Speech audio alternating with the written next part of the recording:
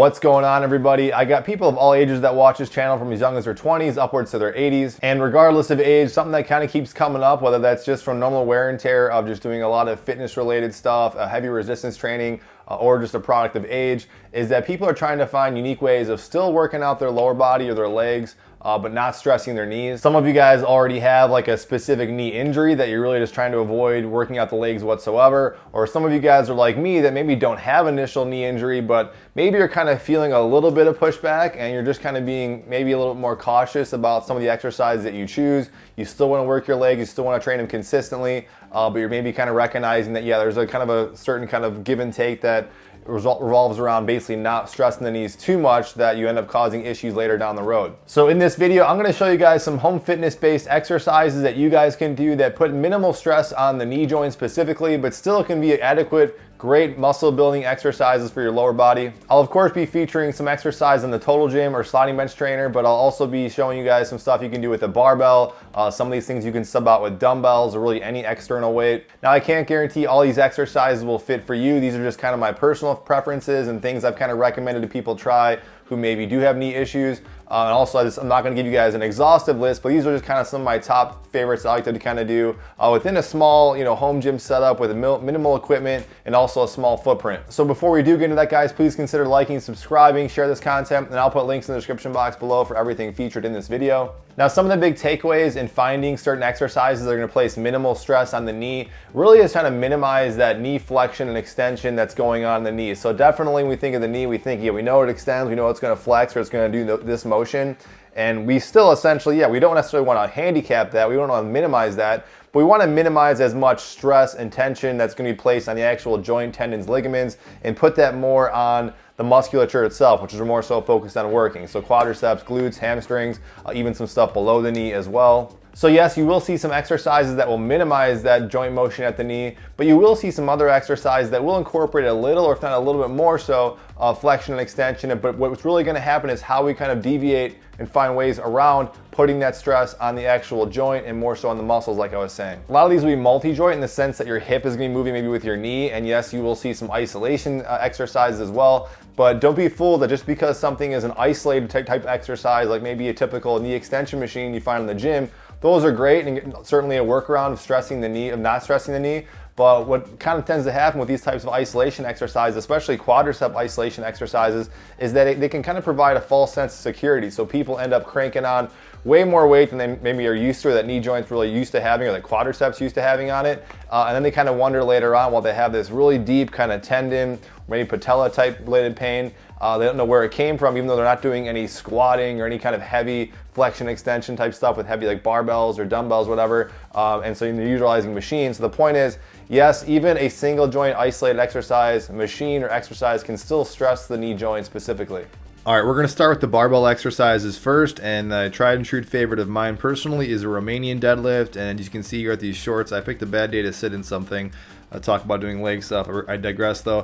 What a Romanian deadlift is basically starting off, typically off the ground. It's a slight bend in the knee, very similar to a deadlift pattern, hence the name Romanian deadlift. And what we're doing is basically still focusing on hinging at the hips, the very minimal flexion and extension at the knee. Certainly it works your upper back as well, but what's very, very important, especially with all these exercises, but definitely this one, you could feel this more or less if your knee, if you were really kind of not thinking about it, but I'm trying to put all my emphasis really in my butt, in my hamstrings. That's what's really focusing in and dialing the work. It's multi-joint in the sense that my hips are moving along with my knees, but more so I'm trying to focus on my hips doing a lot of that work. You can, vary the tempo. You can, vary how you want to start this. You can shorten the range of motion, as we'll discuss later. It's up to you and the weight you want to do. You can see I'm kind of going moderate to fast pace, but this is a great tried and true one to take stress off the knees, but still very effective. Certainly you can do a traditional deadlift, and that's certainly great. It definitely reduces the range of motion at the knee, but I do find for some people this causes some issues still. So another one that I really like a lot is basically the sumo deadlift. This will basically shorten the range of motion, having the hands on the inside, feet a little bit wider. And what I traditionally try and do with the sumo deadlift that takes a lot more pressure off the knees, and you definitely work your inner thighs as well in this, which is great, is I kind of picture myself actually doing a leg press from the floor. I don't even think of myself doing a deadlift. I think of myself just pressing my legs through the floor, almost like I'm doing like I said, a leg press. And here you can see I'm just doing it off the rack. This is another way just kind of shorten that range of motion. This further takes stress off the knees and puts a lot of emphasis on the glutes. glutes, hamstrings. Again, your upper back's getting worked as well. I love this exercise. I can go on to this forever. Even if you're using dumbbells, this works out really well. You can hold the dumbbells on the inside, kind of squat low, and then pull yourself up. A rack is always great. This cheap rack I've talked about many times in this channel. I'll link it down below. Again, so if you're looking for some options, this would be a great one. Now for squats, I am including this a little bit, and this is going to have obviously the most amount of flexion, but I got no weight on here. Once I start adding some weight, I kind of shorten the knee flexion and extension, but this is kind of, I would say, like a modified partial rep, low bar squat. Again, in the past, you guys watch my videos, you guys know I can and do deep squat, but this is one if I just want to dial in tension on my muscles. I kind of get the bar in a low position. I do kind of partial reps. You're kind of seeing me warm up a little bit. You'll see me kind of turn around here in a second. You're going to see me turn around, but I definitely don't recommend you guys turn around and do the squatting this way. But try and find like a range of motion, a certain depth. I just find the low bar works good, kind of similar to like that sumo squat position, where it allows me to kind of dial in, take some tension off the knees, put a little bit more of my weight distribution towards the back of my glutes and my still working my quadriceps. You're still going to feel it. I'm just kind of pumping that range of motion in that groove. We kind of talked about that a little bit actually. If you watch my interview I did with Jason Galan a few weeks ago about kind of find that range of motion, that's kind of related here, but I'm going a little bit lower here. The point is kind of find a squat pattern that kind of works for you. All right, and then this one's kind of like a sister exercise to the Romanian deadlift. It's very similar in a number of ways, but this is the barbell good morning exercise, having a barbell on your back. Again, I wouldn't recommend the way I'm facing here. I'm just doing this to give you guys a better shot.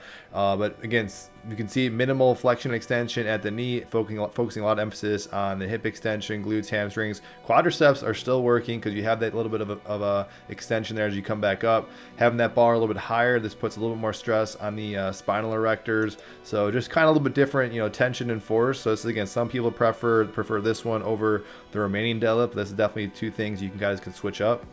All right, this one I really debate about even putting in here, but I'm just being honest. This one I do find it takes stress off my knees. I like it a lot. It's the barbell hack squat. I'm experimenting and coming back to it more recently than in the past. What I like about it requires some flexibility, requires some balance. It's definitely a tough exercise to kind of get used to, but what I find is if I dial in my hamstrings, glutes, again, you can see I'm leaning a lot more forward, more horizontal, so my back is definitely required in this too. Knees are definitely flexed, but I can just tell you from doing it, this feels a lot less stressful on my knees than a traditional squat. All right, now making use of some suspension trainers. I can link these down below as well. Again, you're gonna need something to kind of anchor it to, but I find a lot of people that still want to do squats can definitely do so, even with full depth if they have like something they're holding on to. In this case, a suspension trainer works really well. I know people that have had bad knees that even do pistol squats. So you can see I'm working that range of motion, getting that whole full flexion and extension, but I'm really relying and taking a lot of stress off, holding on to the suspension trainer and pulling myself up from that bottom position. All right, in a similar way, we're gonna do with a really great leg exercise, in this case, the Bulgarian squat, or some people call it just a split squat or like a lunge, with the suspension trainer, but also breaking out the Total Gym or your sliding bench trainer. What's great about this, again, you can see we're taking pressure off that knee by kind of holding onto something. This does make a big difference. If you guys got a sliding bench trainer, the great thing is that since you can adjust the height settings, it allows you kind of basically have this exercise kind of suit your needs, and it works out really well. Again, it takes a lot of stress off the knees. Again, speaking for myself, as with all these things, we're emphasizing, again, pushing off whatever that planted foot was, nice flat foot, still emphasizing the glutes, hamstrings, but now since we got a little more flexion in the knee, we're incorporating a lot more quadriceps. Really tough deceiving exercise. This is one, I haven't said this yet, but this is one, again, if you want to make the most out of this with less stress, you don't have to weight this, just do a little higher reps, work the range of motion that suits you, and this should be a nice good one to kind of add to your workout. All right, breaking out the Total Gym now, I'll show you guys some of my favorite ones that are kind of low impact or just some subtle ways to kind of think about adjusting some tried and true basic ones. Now, of course, the basic Total Gym press works really good, leg press. You can go on your back. I just find this one just really simple. Even with external weight, it's been working really good. I think the big thing is just kind of finding the foot placement that works for you. I mean, sometimes we think the bigger squat stand is always ideal, but there's a lot of creative things you can do with that small squat stand. I mean, even this one right here, you notice what I do is I featured this a long time ago about a quad video a while back, but I'm basically going in, looks like this would really hurt your knees. What I'm doing is I'm coming all the way down, resting my shins on that little small squat stand. I lean back with my back, and then I'm kind of pressing through my heels. This really isolates my quadriceps by putting minimal stress on them. So again, I can't guarantee this will work for everybody. I find it works really well though. And then I've been doing this a lot recently too. And again, I can link this smaller squat stand if you don't have it. It might not be necessary if you guys already have the bigger one, but I do find there's some sort of value with this lower squat stand with the pad lower, the lower kind of closer to the base of the board. I've been kind of messing with that a lot. For some reason, it does seem like it just gives me a little more different tension, even in the bottom part of my quadriceps as well. Again, I keep emphasizing this. You can see I up the weight here. If you really focus on the muscles you're trying to really focus on, in this case, glutes, hamstrings, you find that range of motion that works for you like you guys are seeing here, you can do a lot of interesting ways to really stress the legs on these machines and again, kind of avoid just taxing the knees. Certainly the single leg stuff works really well. Again, you gotta kind of find what works for you. You can see here I'm doing pretty heavy weight, but even with the weight off, what I've been finding a lot, since the weight's out of the way, is that if you kind of scoot your hips off this glide board a little bit, it does take off a considerable amount of stress off the knee. So now you can really see it better from this angle that hips are definitely more off the glide board. On the Apex versions, this can kind of actually derail the glide board, but if you have the other models, it seems to hold on pretty good. But this is just another kind of a single leg version that, again, obviously going single leg, you can kind of put more stress on the leg, but sometimes that can cause some knee issues. So finding that certain foot placement, but definitely kind of sliding your hips off the glide board seems to make a difference. Of course, this was one I featured many videos back. This is one of my favorite leg exercises. I don't show it enough. Definitely more of a glute focused exercise, but you can see here it's multi-joint. Again, you're getting a lot of flexion and extension, but you basically, as far as I'm concerned, you don't feel that really too much in your knee at all. All that's really coming from the glutes and even the hamstrings and that kickback, but you are working some quadriceps here. I don't recommend, you guys are seeing me here using the chrome handles. I wouldn't recommend doing this. I can handle it. It doesn't slip out of me, but you're likely better off using either traditional handles to slip your foot through or maybe an ankle attachment. But this is one of my favorite exercises. Feels even better now with the external weight, especially with you can see I got 245 pound plates on there. That feels really good. So really great low impact, more isolated glute exercise, but pretty much really good overall all around. Then as far as single joint stuff, you certainly can do the knee extensions. I just think they're kind of cumbersome to set up, and I wish they felt a little better than they really did, so I don't think it's worth it. Hamstring curls, inverted, it's kind of same thing. These are much better feeling. They feel great. I just think for most people it's kind of hard to get into. My go-to single joint exercise for working more so the thigh area, just the hamstrings, definitely are these new Nordic curls. I love these things. I'll be doing these things a lot. One minor addition I'd say that I didn't put in that video is to definitely crank the incline setting up higher. It helps kind of lock your feet in. Of course, calf raises on the Total Gym or a sliding bench trainer work really well, especially if you got that weight bar attachment and those weights that kind of had those little like holes to put the handles in. I just think that actually adds another added benefit to that as well. And then just getting into some complementary equipment that doesn't take up a whole lot of space. I talked about this sissy squat machine in general. I think for some people it might aggravate the knees, so I more so want to focus on really the back extensions. In this particular machine, you can kind of use back extensions on.